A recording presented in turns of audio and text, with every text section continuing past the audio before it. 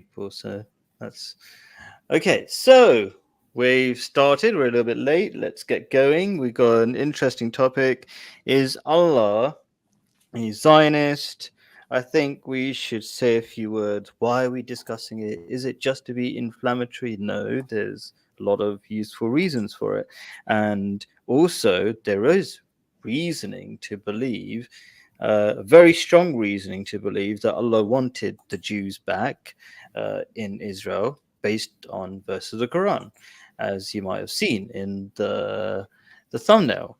So I'm thinking Claire tries to stop me from being too boring and reading stuff, but this is a very technical discussion. Claire, should I give like a 5-minute version of the whole thing, or how would you like me? How would you like to go about this? Feel free to introduce it in your way, and I think we on this occasion we do need a bit of reading of the verses because people need to know what the verse says, and Yeah. what learned Islamic opinion says about it. So go right ahead. I'm all Sure, and ears. thank you. I'll try to do a short version, not reading every detail, just so people can get an overview. Otherwise, I think I might be talking for half an hour easily. So the essential, well, I thought there was one verse that we'd be talking about. But then Claire earlier on today showed me another verse, but that can easily be debunked as being put out of context. It's really easy to show that's out of context. So this will be the key verse that gives you, and it tells you that God or Allah in the Quran wanted the Jews to come back, but come back to where? Let's get into that really quickly. So the verse of the Quran says, "And after him, we said to the children of Israel," so it's after Moses, as far as I remember, "dwell in the land, and when the time of the promise of the latter days comes, we shall bring you together out of various people back to that land." And the Quran slips in lots of small important things so we can understand what it's trying to say in a few words. So, for example, it said we, as in we, God and his angels, I guess, or whatever mechanisms, or it could just be a royal we, But anyway, it's God, and he's saying, we said to the children of Israel, like, well, the Quran has a lot of evidence and support. It doesn't make you just believe stuff. So where is this evidence? Well, probably in the Bible. That'll be a starting point.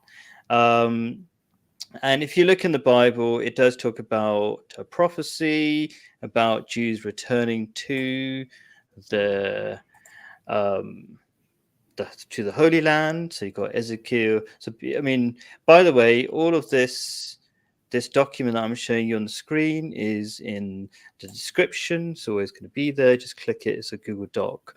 Anyway, so that was Quran 17:104 for most people. Okay, but the way I number things, like I'll just say the way I number things is slightly different. I'm not going to go into that. But yeah, just you can just check out the verses of the Quran just by following the links anyway. In short, let me try to give this short version. The Quran is essentially referring to the Bible, and you can see there's a verse. There's section in the Bible, Ezekiel 37:21-25, and say to them, thus says the Lord God, behold, I will take the people of Israel from the nations among which they have gone, and will gather them from all sides and bring them to their own land, and I will make them one nation in one land, and blah, blah, blah, in the mountains of Israel. Okay, so that's that. And most Jews believe this prophecy to be in this life. So why would I say in this life? Why would anybody think it's going to be in the next life? Because the words used can sometimes the word akhira or latter days can mean the next life. And I'm going to demonstrate as fast as I can why that's not the case here. So I've already demonstrated one thing. The Quran is referring to the Bible, and the Bible makes clear that this is in this life. This prophecy must be in this life. And actually, one of the reasons why this is such an important topic is because we're essentially saying this is the latter days, and a lot of stuff is supposed to be happening in the latter days. You might think the latter days are 1 or 2 days according to kind of common mythology in religion. People haven't really understood it, I would say. But it's just the last, I would say, 7,000 years, last stage in humanity. 7,000 years is not a long time in terms of, the age of the planet. Anyway, so one evidence, just to summarize, is the Bible, which the Quran is referring to, says this is a prophecy for the latter days and it's going to happen. And then you might say, oh, well, according to that, maybe Allah is a Zionist because Allah wants Jews to come back to Israel. So a Zionist is probably a bit more than that. If it wasn't, if it was just simply that, I don't think it would be a problem, really. Yeah, but Zionists are usually, let's push, we're Jews and we're better than everybody else, and we have a right to kill everybody else, kind of thing, and remove the Palestinians from their homes, etc., etc. That's a way of looking at Zionism. Another thing we can say is the fact that, so this is an interpretation of the words as a possible interpretation based on the way the words are used in the Quran, right? And so you might say, oh, that's a wrong interpretation. Well, the fact that it's been fulfilled is evidence that it's a correct interpretation. Why would God enable a possible interpretation and then make it come true, because it's quite a hard thing to make true, get all the Jews to come from all over the world back to this particular, the Holy Land. Why would God enable that or allow that if it wasn't a correct interpretation? So that's another evidence that it is a correct interpretation. And then I'm going to try to avoid going into the deep details of the words. But there's a certain phrase, Wa'dul akhirah, okay, means the latter promise. Okay, it can mean potentially mean the promise of the in the hereafter. But in short, when this phrase is the only time I've seen when the phrase is used, at least in this chapter called "The Children of Israel" in the Quran, okay, it's only mentioned in context of prophecies in this world, and the context it talks of is the destruction of the temple having been done twice. So I think that's the short version. There's a lot more detail that we can go into if people want to ask.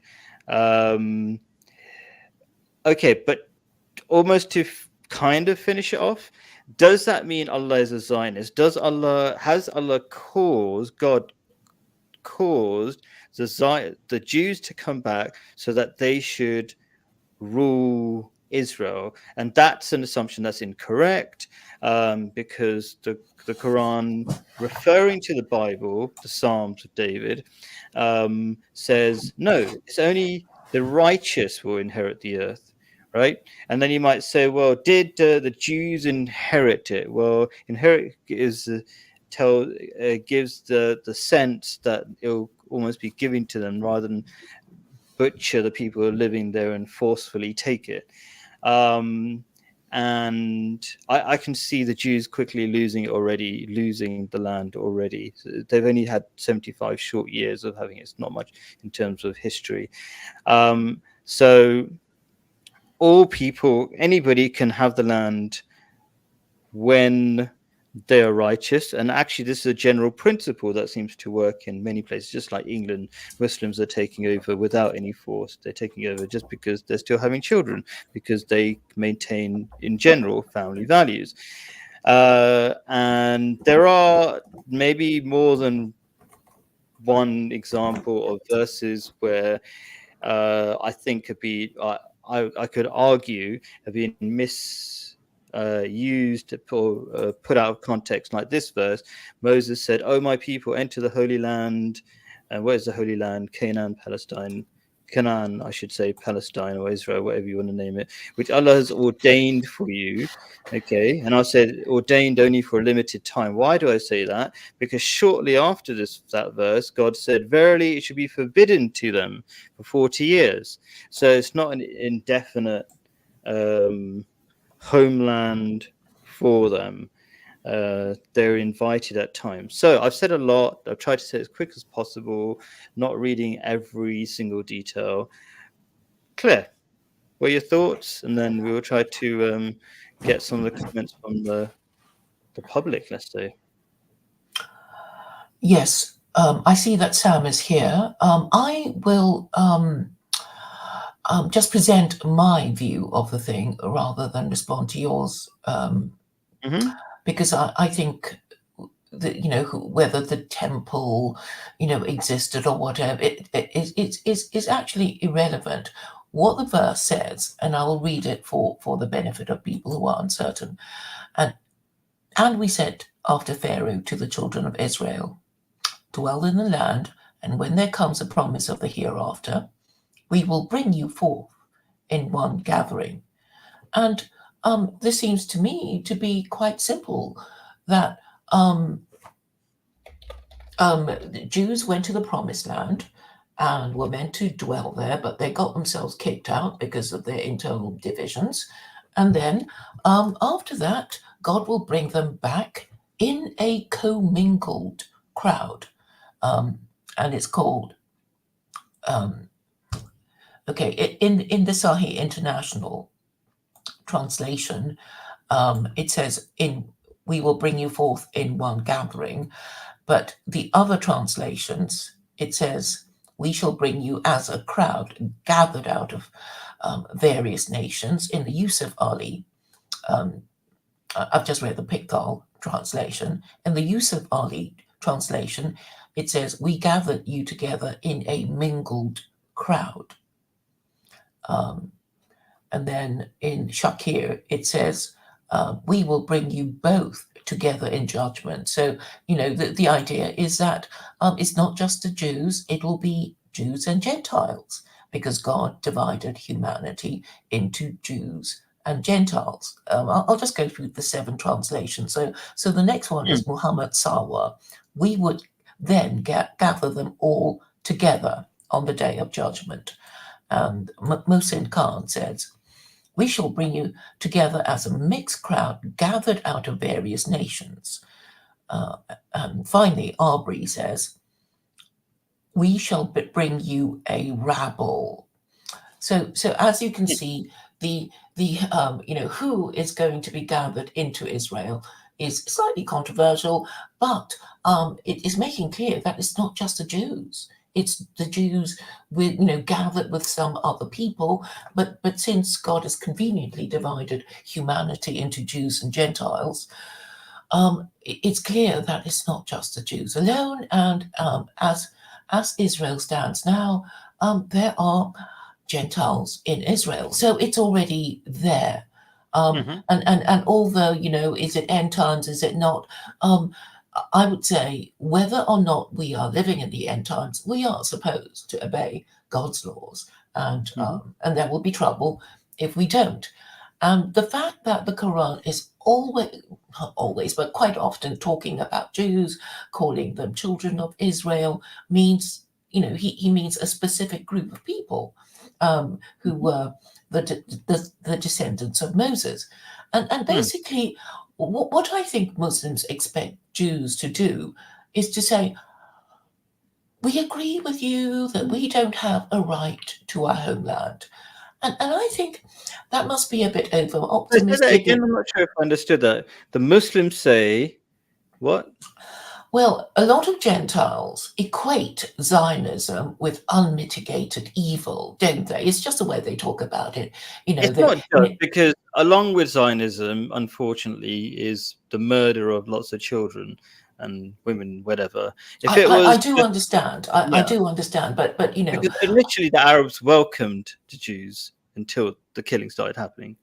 Yes, but if you want to reduce it into, its most inoffensive form, Jews are just saying they should have a homeland, and that was how Theodor Herzl started the Zionist movement, and we all know that he was secular, and he was saying, well, we're persecuted everywhere, we should have a homeland. And then after what the Nazis did to Jews, the argument for the Jews having a homeland was undeniable. I mean, you could say that it was what Hitler did to the Jews that gave them their homeland, because the Europeans were guilted into giving them something after the terrible Giving things somebody that else's happened. land, isn't it? Yes. I mean, robbing Peter Yeah, to pay Paul, as they tend to do. But anyway, whatever the rightness or wrongness of it, they are already in occupation in a commingled crowd, because they're Christians and Muslims there too. And yeah. and obviously they're not having what is called in landlord and tenant terms peaceful enjoyment, because they suffer terrorism, and they're accused of terrorism, and they're not. They wouldn't be able to remain there if it were not for American protection. And my view of Israel is that it's an American colony. It's a American protectorate, which is why it is so hated. And Iran confirms that by calling Israel Little Satan and America Great Satan. Working hand in glove with I each don't other. think it's much of a secret. Like, it's funded, isn't it, by the Americans entirely, basically. Yeah. Yeah, and I think that the British were, sort of knew that, because they have a marine empire, they had one anyway. They knew the strategic importance of Israel, because it has access to the Mediterranean Sea, very close to the Suez Canal, access to the Red Sea, and all this is very important if you have a sea empire, which is what America and Britain, well, Britain was and America is. And Israel has been described as America's unsinkable aircraft carrier, and obviously the Americans use it to keep an eye on the oil and the Arabs, and But let's see, where are we going with this? So, okay, we get that Israel is useful for America, at least, and maybe the West, right? But okay, why is this important? it is important to understand the context in which Israel is in the Middle East. So it's also called the Holy Land, but on the other hand, we know that the reason why Arabs hate Israel is because it's a liberal democracy, and when British people ask, MPs, usually MPs, people who are supposed to know about these things, why do we have to support Israel unconditionally? They say in this, airy way that Israel is the only liberal democracy in the Middle East. And it stops at that. It's like, we're not even supposed to ask the next question, like, how is it good? Because But it's not a liberal democracy if everybody lives there. Not everybody gets to vote. Not yes, everybody's got but equal rights, and it's not really the only. I mean, I'm in Jordan; people get to vote. There is a king, okay, but that king doesn't really exercise his power too much anyway. Only if what's it, like, the MPs are misbehaving, then he just swaps them around or something and fixes that. But there's democracies of different kinds. People do vote, but people, yeah.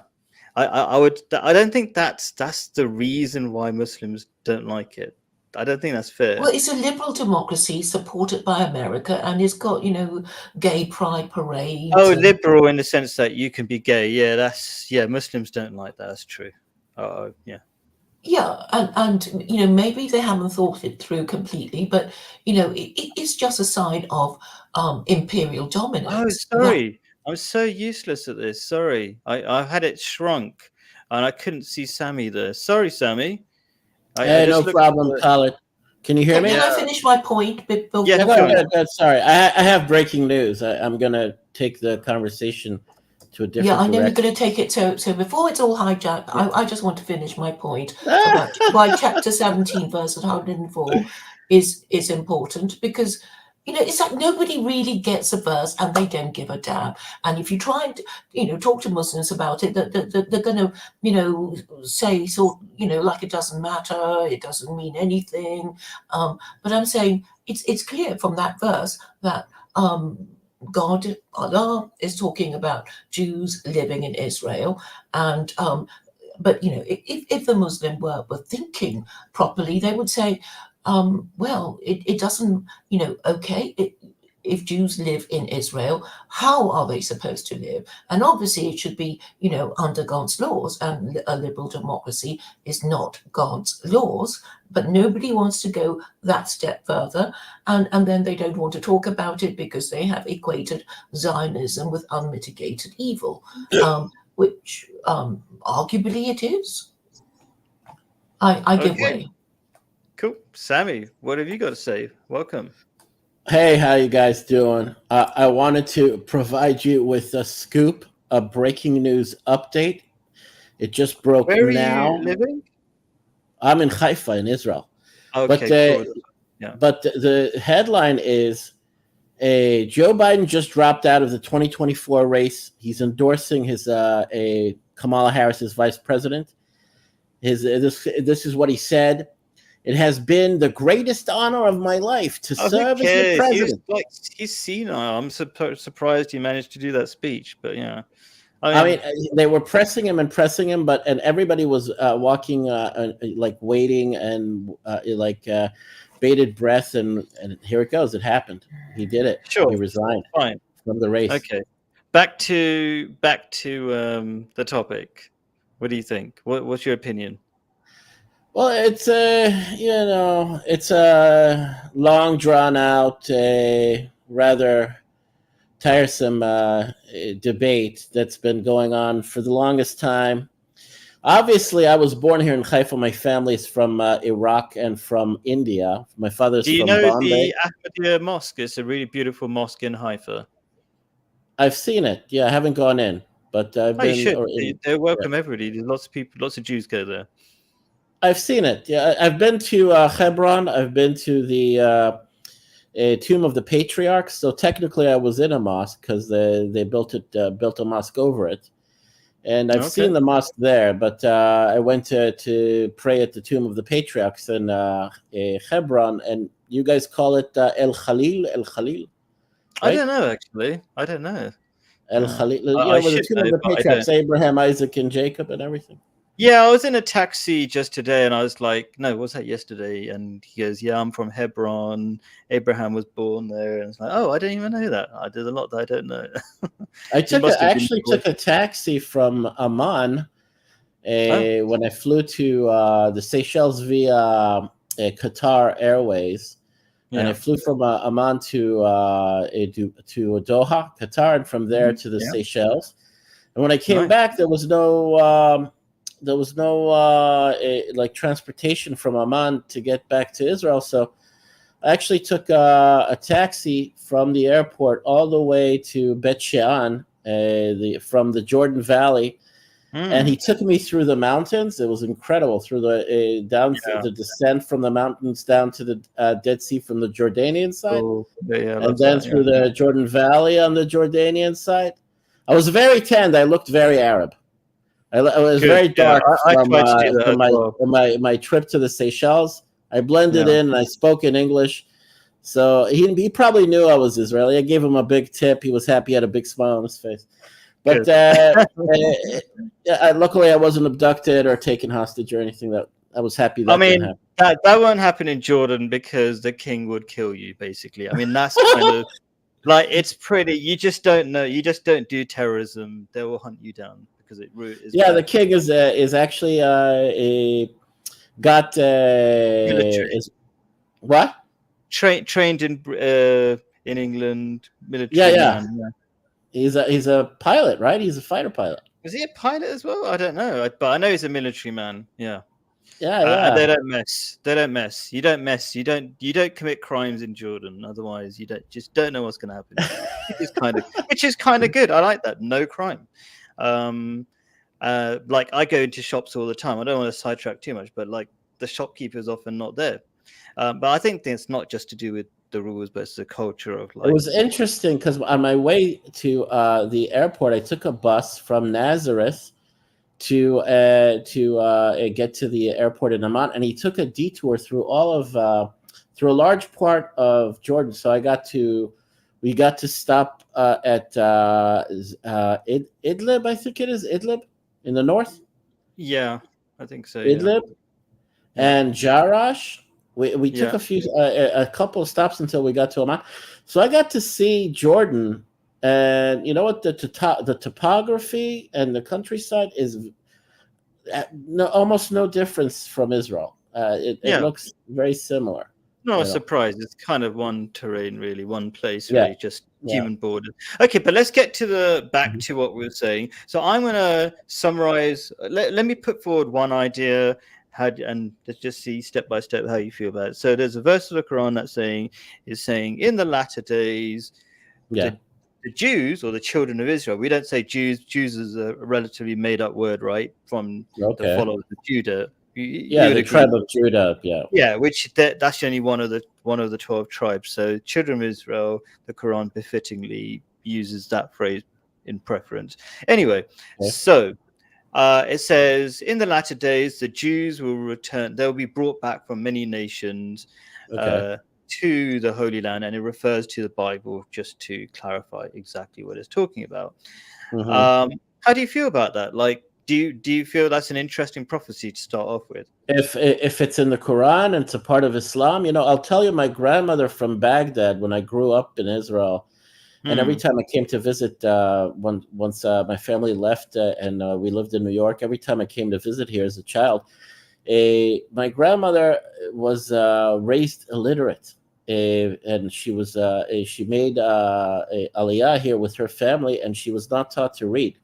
But she remembers all of the stories that she heard in Arabic, both from her parents and from the people in Baghdad during the time she grew up there, mixing with Muslims, Arab, Iraqi Muslims, and there was a relative sort of like peace, and there was decorum between the Jews and the Muslims until the Farhud, the pogrom that developed over there in the I think it was early 40s or late 40s.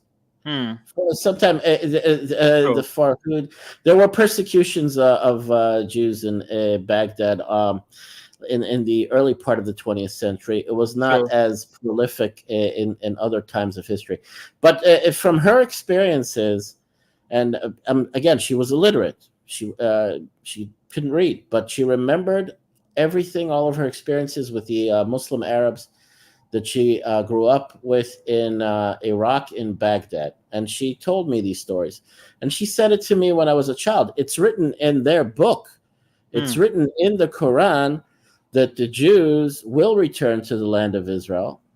It's written in their Quran that the land of Israel belongs to the children of Israel, to the Jews. So it doesn't quite say that. So that's put it out of context. So the verse of the Quran that says we have destined, let's say, this land for you, but a few verses later, and this is biblical as well, that you were then forbidden for 40 years. This is like the story around the Exodus. Oh, it's the wandering in the desert. Yeah, it's not like a permanent thing. It's like, this is for you, but then they misbehaved, so it's not for you. Well, because Islam derives a lot of these stories from our holy scriptures. That's a claim, but it corrects the understanding that's lost in translation. We have our take, and you have the Islamic Quranic take on these events. I would say that's an incorrect understanding. Let me explain. So, for example, where in the Bible it talks about Pharaoh at the time of Joseph, the Quran talks about a king, right? So it corrects lots of things. So later on in historically. Does it call Joseph a king, or does it call the Pharaoh a king? Because Joseph was the vizier. He was like Yeah, the exactly. right-hand man What I of mean the to say Pharaoh. is that it's inevitable if it's from the same God that the God is not going to start a new story or change history or whatever. It's going to tell whatever is correct. But it doesn't just blatantly copy it; it corrects as well, and it says many All right, well, things. Yeah. So I think you yeah. can claim that, but I'm just correcting you in my opinion. I'm not going to keep. I'm not going to Well, labor that point. well, I don't want to sound abrasive or hostile or aggressive here, but Sure. the Jews don't recognize the authority of Islam or the Quran as having any say in our prophecies of the end times. Well, it's quaint to have these discussions and to debate and to do a religious, a comparative, a religious. A literature, and this is your take, this is our take. But Sure. just from the get-go, I think one of the things that gets under the skins of Muslims now, especially that the state of Israel was founded and Judaism is the dominant religion in Israel, is that we don't recognize the authority of Islam or the Quran over us. Sure, I'm not expecting you to. Yeah. Okay, so I mean, I think what you're kind of saying, and I think this is important because the talks or the live streams we do, we're not just having plain academic discussions, just comparing verses and things like that, right? Like, what's the point? Okay, and there are serious issues in Israel, and there are very simple solutions. Okay, and if you know, for example, something about the Quran, you could go to the people who are causing trouble, let's say Muslims who are actually misbehaving in some ways, and say, this is a solution. Do you not want to follow the Quran? Yeah, so I'll give you the short solution is be righteous, right? Yeah. No, we've had sheiks in Jordan, sheiks in Saudi Arabia and Arabia, and sheiks in sheiks, yeah, is that what you're talking about? Like sheiks. Kings, yeah. Sheiks or tribal chiefs in the city of Jenin, of all places. He came to our a mainstream populist channel, news a channel, dressed in Arab garb, and speaking in Hebrew with a heavy Arabic accent. And some sheiks. I forget his name, but he was once more of a militant, and after October 7th and what he saw happening there, what the mutilations and the everything that went against the laws of war according to Islam, in rape and all the he was totally disgusted with what had happened, and many Muslims were disgusted. I worked with Israeli Muslims. Oh yeah. I don't. The Islam forbids killing non-combatants. Yes. So he took it very hard, and what he said was he called those people heretics in Arabic, kofir. He called them kafir. Sure, it's not our job to. Yeah, okay, but that's a technical thing. But so what he was saying, in his opinion, he said his family. He's descended from the warriors that fought against the Crusaders and liberated Jerusalem from the Christians for Islam. He has that lineage, and it goes back that far, and he could trace back his lineage to that time. And what he said was that the Muslims are actually obligated to bring the Jews back to Israel. To have that's the example of the third Caliph. No, the second. I'll get it wrong.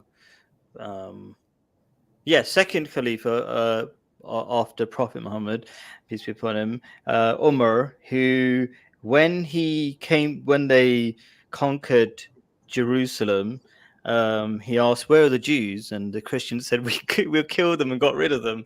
And he said, what? You can't do that. And he said, go and find 80 Jewish families and get them to reinstate them in Israel. So that's kind of the tradition, yeah. Right. Well, there you go. Yeah, the example. There you go. So we don't kind of like overlook that. We recognize that, and especially Middle Eastern Jews like myself, that know our history know Mm. that that Christians and Christianity and Christian occupation of Jerusalem and the lands of the Jews was very brutal and very a sort of prohibitive. They marginalized the Jews, and as you said, they drove out as many Jews as possible, and they made it. Christianity is derived from Greco-Roman paganism and idolatry. It's Sure. directly. There's no lie. There's no even lying that. Hiding that. It's not. It's not even. Up for debate. It's not a lie. It's the absolute truth. They want to cover that up and say that there's some sort of organic event that happened where they usurped the Jews through Jesus, and they become the new chosen people. And it's a Why don't we replacement make thing. this the topic? So we've already covered technically that, sure, Allah in the Quran says the Jews will be brought back. Yes, they'll be brought back. Allah also says the righteous will inherit the earth, including especially um, Israel, let's call it, Palestine, Canaan, whatever you want to call it. So where do we move forward? I think from here, where do we move forward from here? From what I know from personal Why aren't we experience, moving anywhere when we haven't even discussed the most important point, which is Zionist, what it means, and how many kinds there are? Zionism, secular Zionism, according to Jewish religious beliefs, is temporary. We don't have this position that secular, atheistic, Western Zionism. Sure, but what is it? Claire's asking, forever. What is Zionism? No, okay, I just posted a link, and it's like types of Zionism: political Zionism, practical Zionism, synthetic Zionism, labor Zionism, liberal Religious Zionism, revisionist Zionism, religious Zionism, cultural Yeah. Zionism, revolutionary Zionism, reform Zionism. So nobody's even bothered to define it. So it can mean anything. I mean, You know what? I'll define your brand of Zionism. my brand. You can call it my brand, but you can call it you can call it the organic Jewish take on a return to Israel. Before there was the political Zionism of the 19th century, which was actually founded by Lord Palmerston, a Freemasonic Anglican Satanist. That was the prime minister of England at the time in the early or the mid 19th century in England during the British Empire. All right, so Herzl and all these people, they were part of secret societies that were directly linked to the royals and to the Freemasons and to the Anglican Church. Okay. Sure. So it wasn't even a Jewish movement. It was an Anglican movement, the political Zionism that took form, that took shape. Okay, this I had a discussion with Joseph Atwell, but this does not mean that you can overlook and usurp the Jewish sort of like longing to return to the land over centuries. Okay, while we were dispersed, let me finish. While we were dispersed in exile in the diaspora, the Jews in their prayers always mentioned the return to the land, the longing to want to return to reestablish the state. Okay, so what hijacked and kidnapped our movement were geopolitical imperial aspirations of the British Empire through Lord Palmerston and the people around him. Okay, and that needs to be understood. So all three of us agree that if certain Jews, because not all Jews, would like to go back to Israel, say go back, it's not like they were all there necessarily, it's a bit weird thing to say. But let's say historically they like that land because of some sort of religious heritage, then sure, go back. Just don't take people's houses forcibly and all that kind of stuff. I'm sure you agree with that. You just can't. The clash, you can move there, but you can't steal land. All right, the matter of the knocking heads and the clash, it comes out of religious ego and religious pride, and declaring war on Israel because what was his name, Faisal, in the King early part of the Faisal, 19th century. Saudi? He was disappointed by the British because the Jewish state was not meant to be predominantly Jewish, and it was not meant to be Jewish. It was meant to be a subordinate to an Arab national agenda. The Jews were just supposed to be brought here as dhimmis, okay, and under Or under Dimi? not having Jewish sovereignty. That was, Faisal did not expect there to be a Jewish sovereignty. He wanted Jews to return to the region in order to benefit from the prosperity that he believed it would bring about. All right, but he did not anticipate a sovereign Jewish state with the Jewish flavor. So what do you think are, as a form of a kind of Zionist, as Claire was saying, many types of Zionists, what right do you think Jews have to Israel? Do they have the right to a Palestinian person's house, for example? Just let's break it down.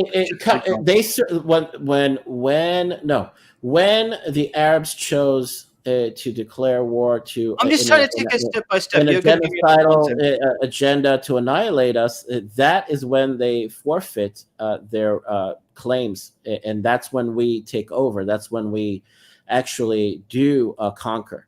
It's all comes about from a lack of willingness to compromise, and the Arabs did not want to compromise. Let's not beat around the bush. They did not want to accept. That's what you claim. That's how you remember. That's your understanding of history, yeah. Well, okay. I mean, look, the Jews are backed by the number one superpower of the world, so they don't really have to negotiate. It's like America backs them. They can do whatever they want, and America will back them with the Iron Dome. This is a very let me put things in proportions here. The small sliver of land really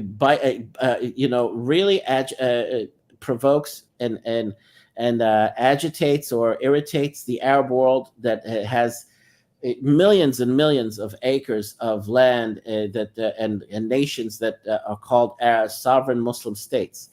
But just like this thorn in the side of of Christianity, this is a thorn in the side of Islam. It's all about when it gets down to it. All the arguments and the injustices, the wars, the bloodletting, the feuds, and the bad blood, it can be reduced to something very simple. It's about religious dogma and religious pride. It's always been that. Okay. So I'm trying to understand your point of view. So you're saying you were attacked, therefore you have the right to attack back and then confiscate land, for example. No, right? the consequence of the. So let's just say East Jerusalem, where there's no war happening, but yet people are still stealing houses. What's the excuse there? Why are the Zionists stealing houses in that scenario? Stealing or buying? They're not buying. They're forcing Palestinians out of their land. So they're not buying it. You can't buy it if the Palestinians don't want to sell it. If whatever is going on as far as is a Jewish nationalistic, what do you call it? A hyper nationalistic, conquest by any means. Through the law, through judicial processes. You know what? At this point, because of the injustices of the 2,000-year-long exile and the Holocaust, I won't justify this heavy-handed approach to retaking as much of the land. So you don't justify it. That's cool. Somebody's asking, is this guy from Brooklyn? Are you? Well, I was born in Haifa, yes, Oh, right. and like many others that have come back, and you have so-called settlers, a lot of them that were born in Israel, lived in the You don't have an American connection then? No, I grew up in New York, in New Jersey, in Brooklyn. From the age of 7, 8, okay?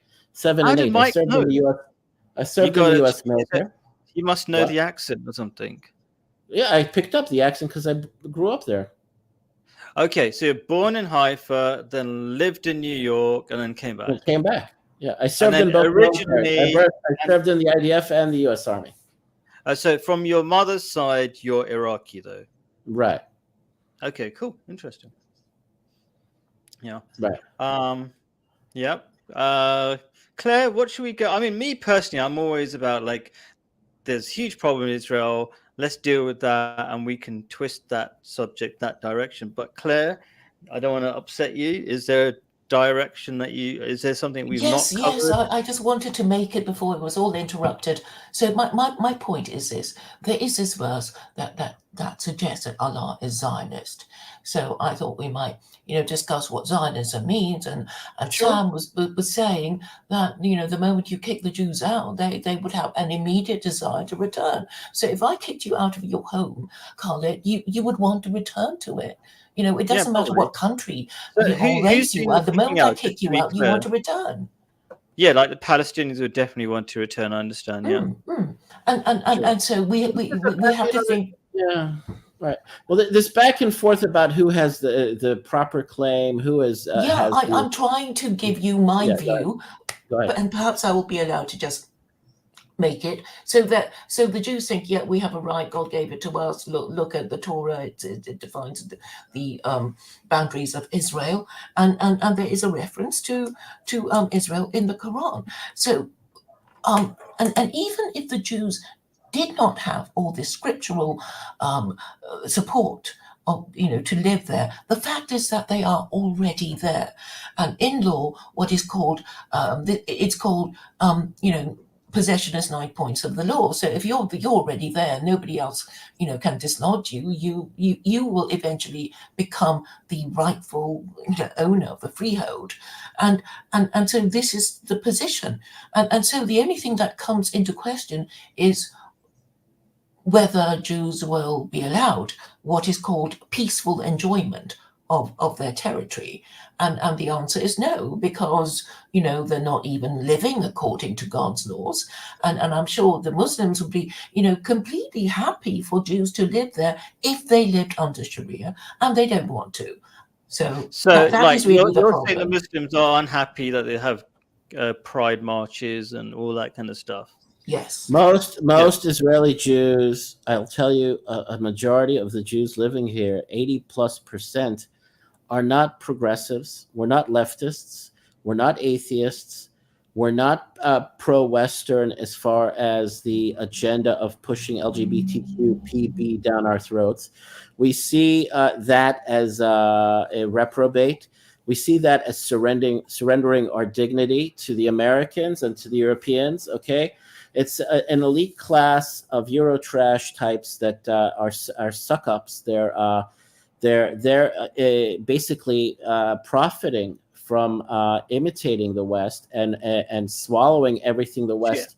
Okay, let me ask you something. Okay, I get that, and it's really interesting to hear that, because we get the impression that there's like the ultra-Orthodox and they're tiny. No, I'm a Middle Eastern Jew. We're a majority of the population. We're the majority demographic here. Middle Eastern Jews. So let me just ask you a question. How many kids do you have, Sammy? One. Okay. The reason why I ask you is because progressives and liberals tend to have less kids, and there's a population issue without the ultra-Orthodox Jews, because they're going to be out. No, they're going to be the dominant population. They're going to be the majority. It's I'm because I'm an American. Right? And I started late, and I was Americanized, and I grew up liberal in New York City.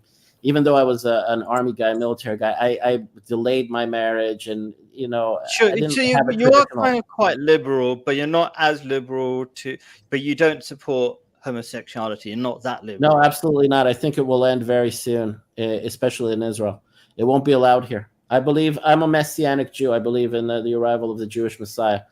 Oh, sure. I mean, you're a Christian if you say you're a Messianic Jew. What? No, I'm a genuine Messianic Jew. I won't relegate that to the Christians that, again, stole this terminology to label us in however they chose to. I believe traditionally in the arrival of the Jewish Messiah, not in Jesus. Jesus is a fraud. And so I'm awaiting the arrival of the true Jewish Messiah. Once he arrives, there won't be homosexuality in Israel anymore. Period. Oh, cool.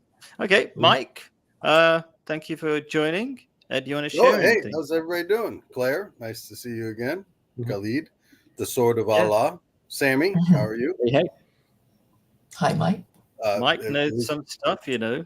So basically, Khalid is, well, Khalid ibn Walid, the Sword that's of right. Allah. So he was given, because that particular person was a general, he was called the Sword of Allah because he won so many battles, Right.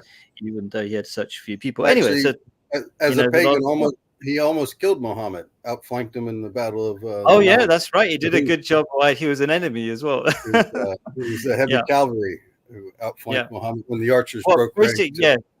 to grab up the women, the war booty. Just to explain that, Prophet Muhammad said, whatever you do, he said to his Muslim people, don't leave this particular hilltop, your archers, because it's really important. Like, even if we're winning, just don't leave there. And then the Muslims thought they were winning, they left it. Khalid bin Walid just saw that because he's very good militarily. He took that point, and then it was a turning point of that particular battle. But anyway, you know, a lot of stuff. Anyway, so Mike, he's what do you actually think in a about video this? game. In a video game now. Yeah, Khalid is in one of the, I don't know if it's like Age of Empires or something, but he's in a video Oh, game. okay, that makes sense. Considered the only You're from Florida, right? We talked before. You live in Florida. Yeah, I'm from Florida. We did. I think when we did talked before. Oh, on Luke. Oh, it might have been on. It might have been on. What's Claire? What's your friend's name? The guy from Australia. Luke Ford. Luke Ford. Yeah, Luke Ford's channel. That's where we talk. Yeah. Yes. See, yes. Claire's Oh, networking us all California. together here. Yeah, there you go. Mixing it up. So, Mike, yeah, what do you think about, is Allah a Zionist? Let's start with that.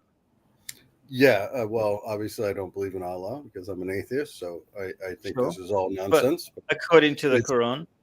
It's very interesting to see the religious people how they pick and choose what parts of their holy texts to weigh things down in. I was actually just are you suggesting we're ignoring certain things? Because that, I mean, just tell us. No, I mean that's just the verse in Claire. Weren't you on like EF Dawa? I trolled you over to them, and the Muslim cowboy, he was just like, well, it doesn't really mean today. It's yeah, he said that, but that's in the time of Moses. It doesn't apply to now, you know. I mean, we're making the argument. So what's your claim? Your claim is that there's lots of interpretations, is that what you're saying? Yeah, exactly. Okay. Yes, there's lots of interpretations. I think anytime someone clings to this religious text that, hey, this says it's like manifest destiny in America, right? Or, sure. Okay, so how about this?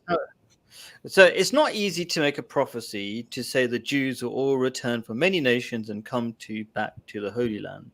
I couldn't make that prophecy up. That would be a weird prophecy for me to make up, right? Just randomly. Why would I make that? And that's supposed to be a sign of the latter days, according to the Quran. So one claim to say why it's the correct prophecy is because it's happened.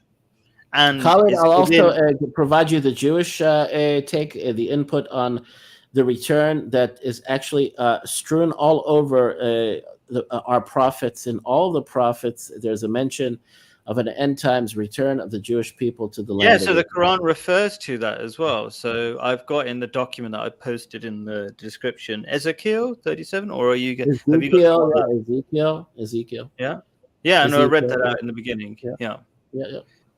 Right. So we're in agreement. Here in America, the evangelicals are big supporters of Israel because they want to bring on the end times. They think, right.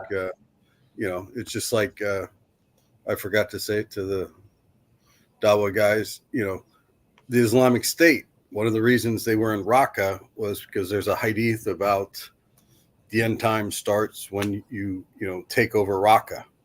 Really? According to Christianity? No, in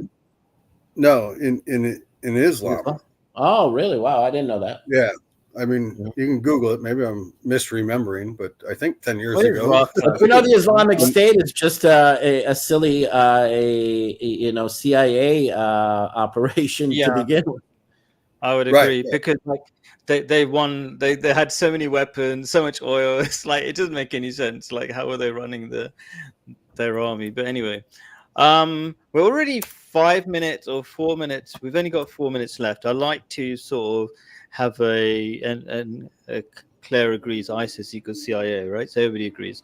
God, I disagree. I don't think Oh, the okay, CIA fine. and Mossad Sure. I mean, that's created probably a it. different discussion anyway. I think that's a power vacuum where Islamists rose up and declared a Okay. Well, But anyway, go Turkey ahead. was involved. Erdogan was involved. I like to get somewhere as like let's say in terms of world peace, pretty important topic. Lots of kids dying right now.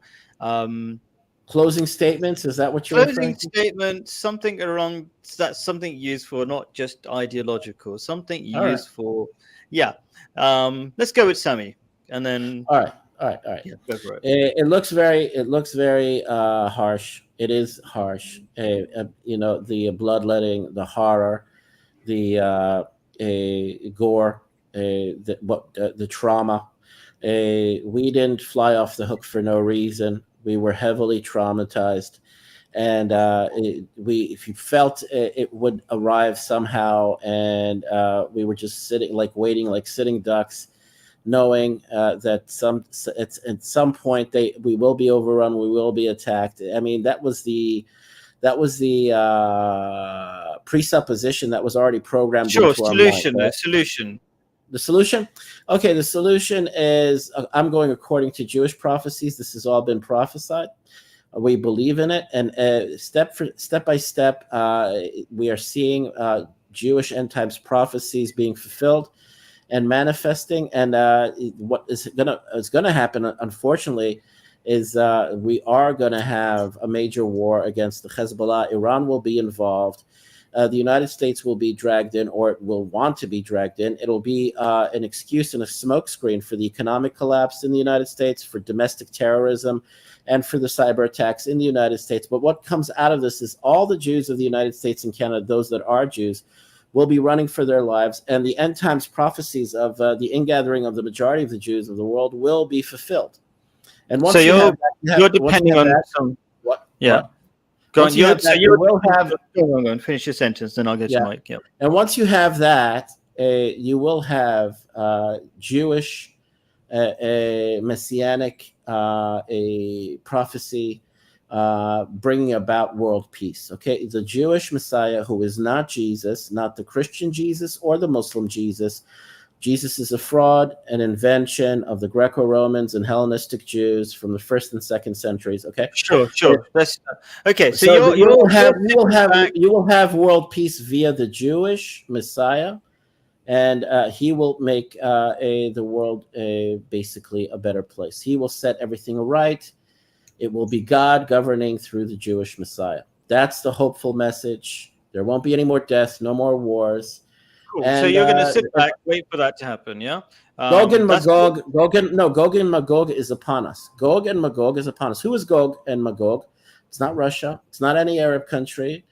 It's actually the West. It's the Europe and the United States. Gog and Magog.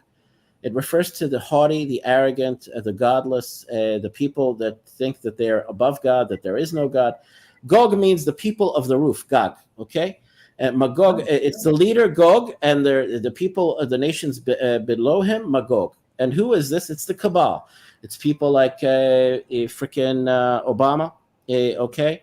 He's mentioned in Ezekiel. He's coded in Ezekiel. Let's give Mike a chance. Cool. We got the gist. All right. Yeah, no, that was Mike. fascinating. Obviously, Gog and Magog are mentioned in Ezekiel in the Old Testament, and I thought most of the interpretation is it's not two tribes, it's Gog or Magog lives within the nation of Gog. The leader is Gog, and Magog are the nations.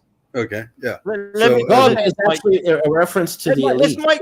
Let Mike say his bit, because we're just trying to wrap up. Go ahead. Sorry. Okay, yeah, but it's fascinating. You have an end time story that almost aligns with the but Mike, Muslim focus on solution from your an atheist or whatever you want to. Yeah, because you agree that saving children is important, right? the solution will be, and I'm going to make a prediction, within 5 years, certainly within 10 years, the Gulf states will normalize relations with Israel, and you will have a pretty much what we would consider peace in the Middle East. I think Hamas is on its way out. Even the Gazans are now protesting against Hamas because they're in a bad way, and there will ultimately just be, let's make peace, let's everybody get along, let's live our lives.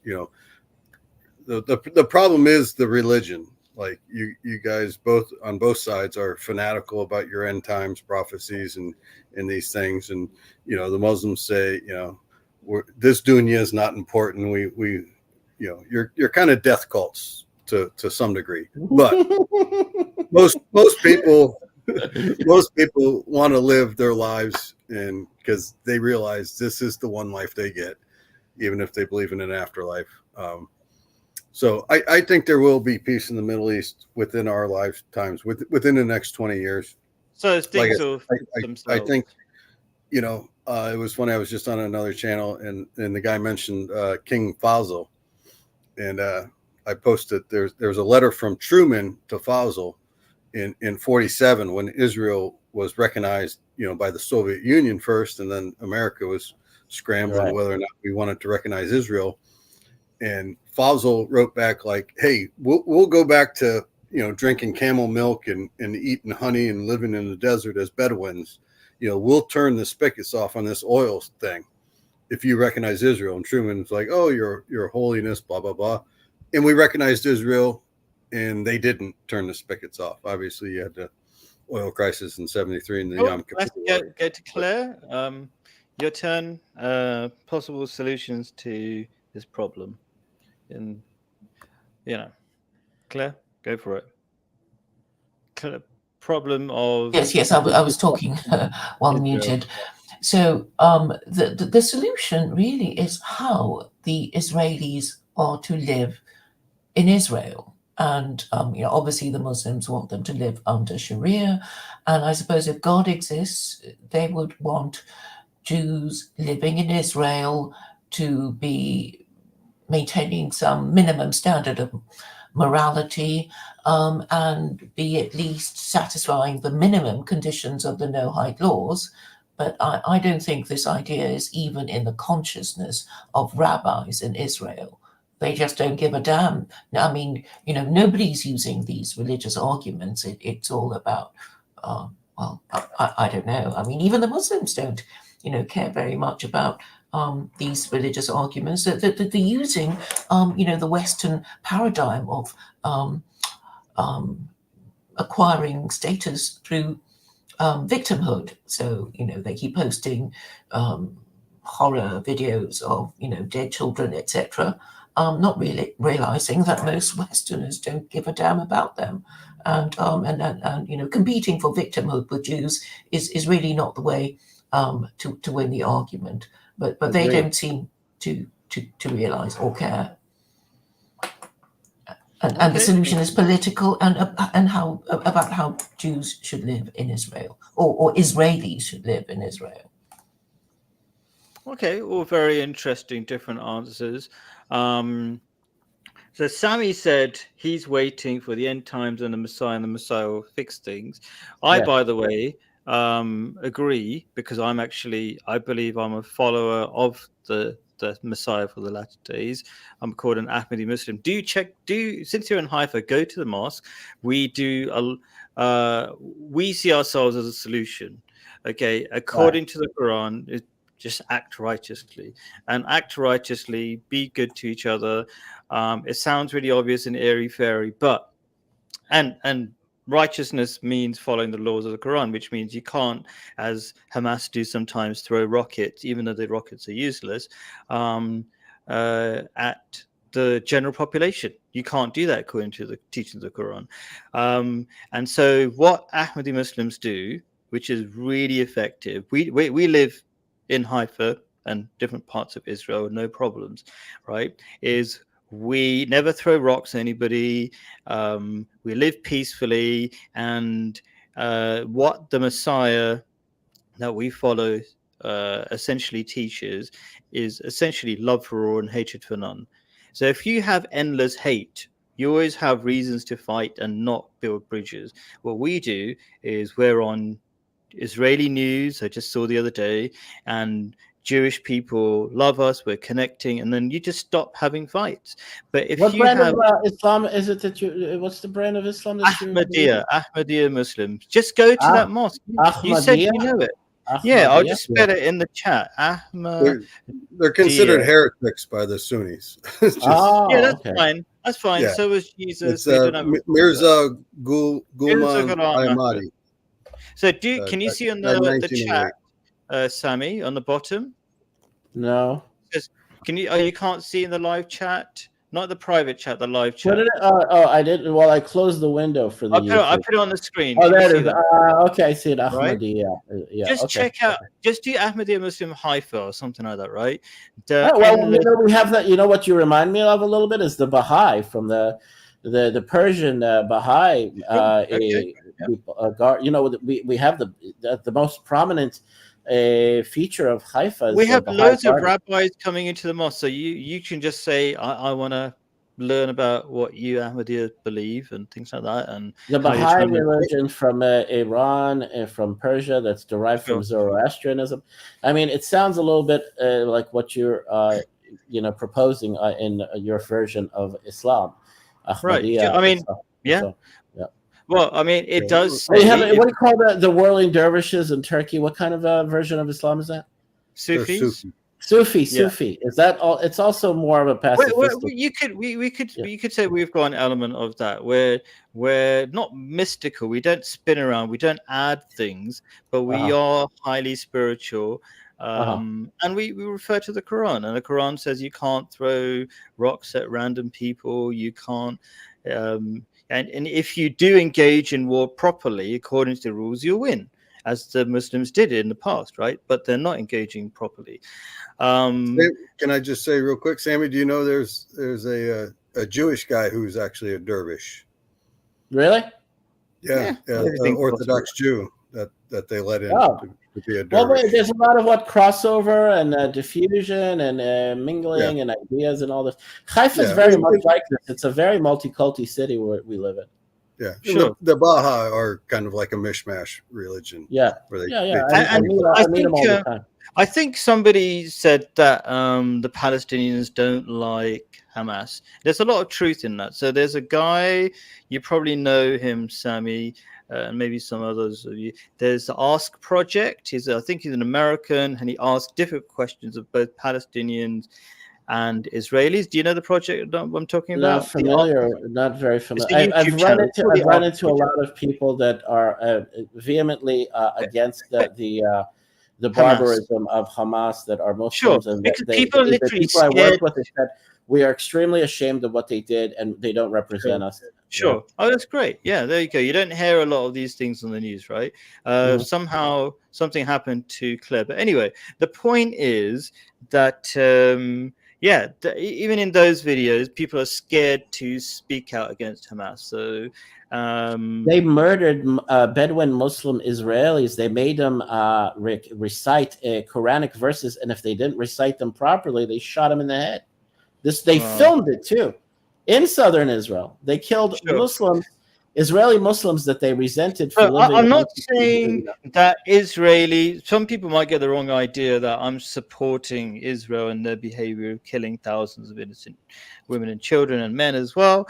I'm not saying that, but what it is, if the Palestinians behaved like Ahmadi Muslims, it would be very hard to hate us and stop that war. Do you know what I mean? Right. It all comes down to religious pride and duplicity and two-faced behavior. It's like most of those people that they murdered and butchered and raped were peacenik leftists that actually were activists that were pro-Palestinian. Sure. That's what really gets under our skin. That's what really bothers us. The two-faced duplicity. Can you do me a favor? because we do want to make progress, and it's really good talking to you, Sammy. Could you do me a favor? One, check out, just search Ahmadiyya Muslim in Haifa. We have loads of rabbis coming into the mosque, loads of peace events all the time. And we were on the news again, like we've got an Amir, right? We're all very organized, right? Back on many times on Israeli news, right? And there's a lot of understanding, right? There's a lot of understanding. We build bridges so quickly, right? Look, I'm a descendant of Iraqi Jews that lived in Arabia, in Iraq, with Muslims for as long as there has been Islam and prior to Islam. All right. So you can see that peace is definitely possible, right? And it's a shame the situation today, right? It will be resolved there, Khalid. But you believe in what you believe in. I don't. My version of the Messiah is not. Let me just ask you. You say it won't be resolved easy. Okay, I can see. Maybe I'm looking at the news and something of the news is incorrect, but I can see Israel falling apart really quickly. Their population, you're not reproducing enough, except for the ultra-Orthodox, and the ultra-Orthodox are only able to make all those babies because they don't have to work. They just have to read the Torah and then go and make babies, right? But the current, and now they're going to be forced to go into battle, which they hate, so they're leaving. So then you're going to have real population problems, right? I agree. Okay, the current perception is that, and a lot of military analysts like Colonel Douglas McGregor, which I highly admire as a former American trooper in the U.S. Army, and I see him as a very competent officer and an analyst and a speaker about the current military predicament that Israel finds itself in. You have Scott Ritter but these people, Scott Ritter and sometimes McGregor are work to demoralize Israel in order to kind of stop us in our tracks or to have us retreat and to have us diffused. Because they know that once things get triggered here, it will have instant results in the United States, because you have sleeper cells and terrorist groups in the United States that will be activated and radicalized once Iran gets involved in the war against us and America's we're kind of going a different angle. This is actually a clear picture of Juj and Majuj, Gog and Magog. Juj and Majuj. You agree that you're going to have serious population problems and Palestinians can... I'm very optimistic. I'm very optimistic. The anti-Semitism that has been... You disagree with me. Liberals, or not even extreme liberals, they just don't have enough children. So you depend on the ultra-Orthodox. And they're being rushed out of the country. How many people... It doesn't matter. It's temporary. It's a temporary predicament that we find ourselves in. Is there a mass exodus of... No, there isn't. No, mostly of Ashkenazic, atheistic, homosexual types of Jews that find refuge in Europe and in America. Those people are leaving. And that actually works to our benefit, okay? That pretty does, actually, yeah. Yeah, that works to our benefit.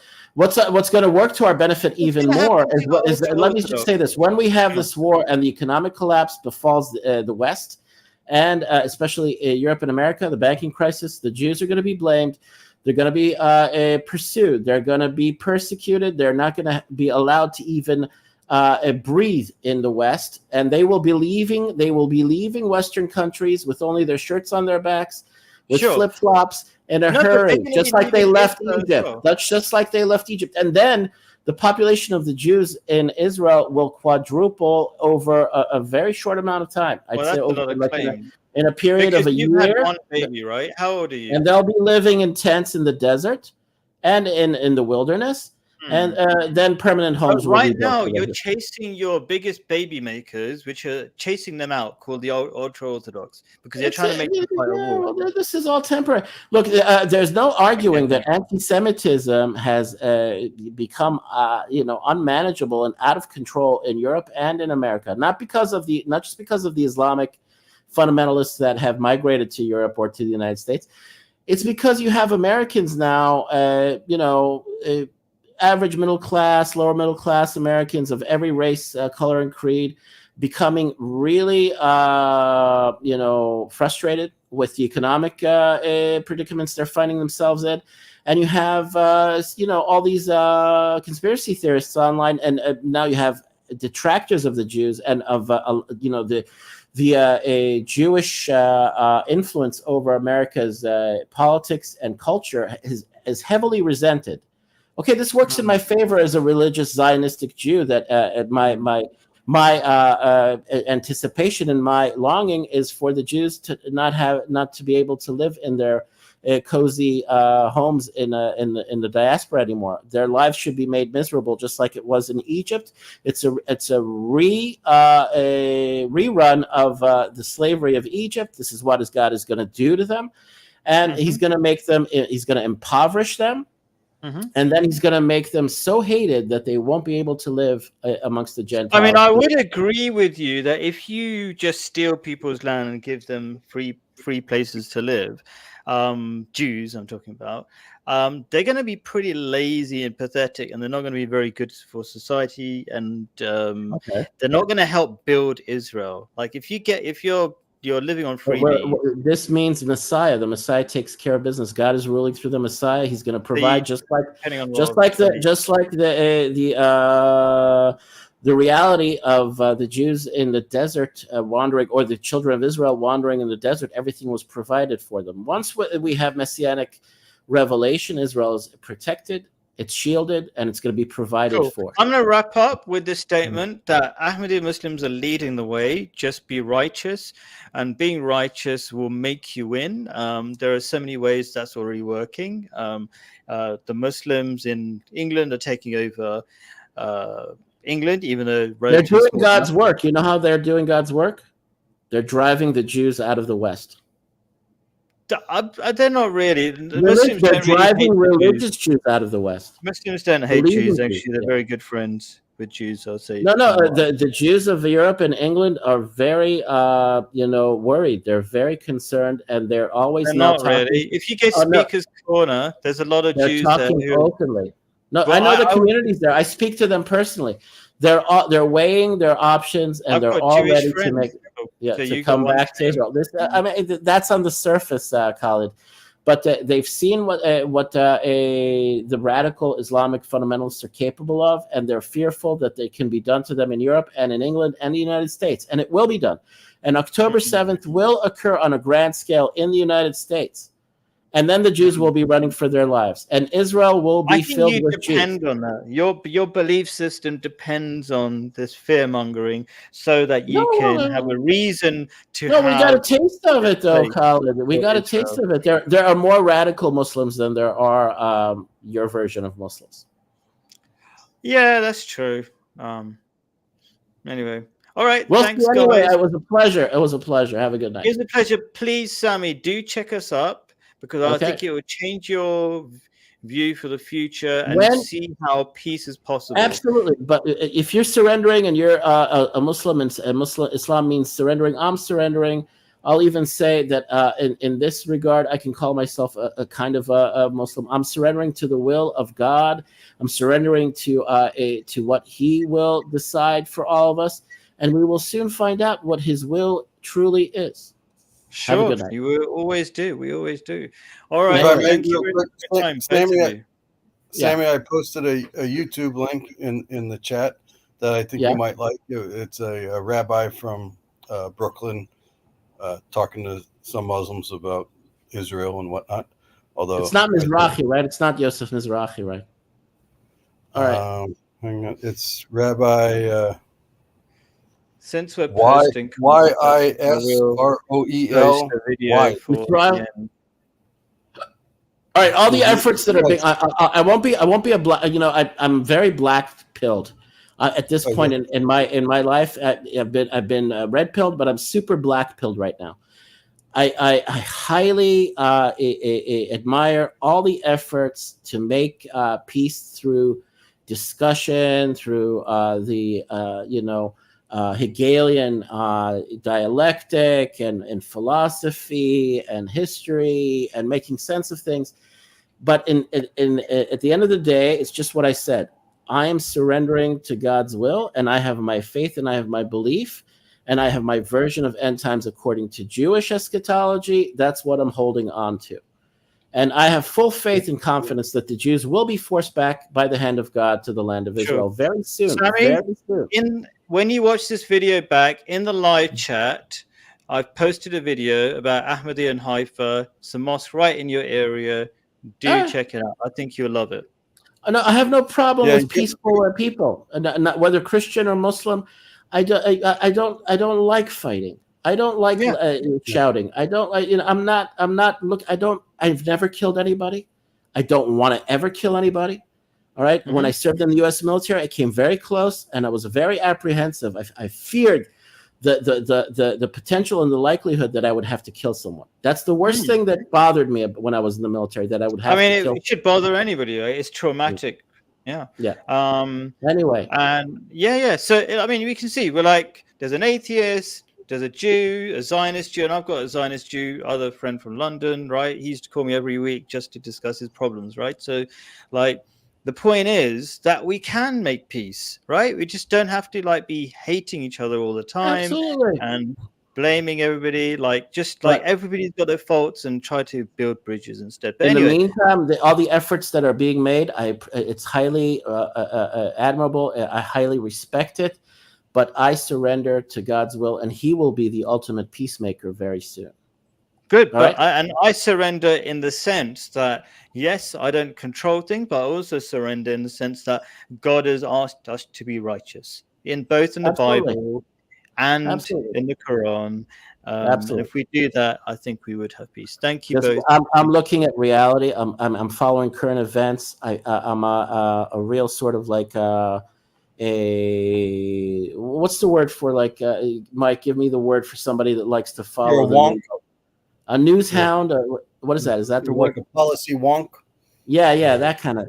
I'm always following everything from all the different angles because it fits in line with my faith and my beliefs in the end times. It will be resolved. We'll go through we're going through trauma, serious trauma. At the end of it will be another resolved. time. I'm going to end this stream. All right, have a good night. Have a good evening. Real quick, Bleed, have you ever read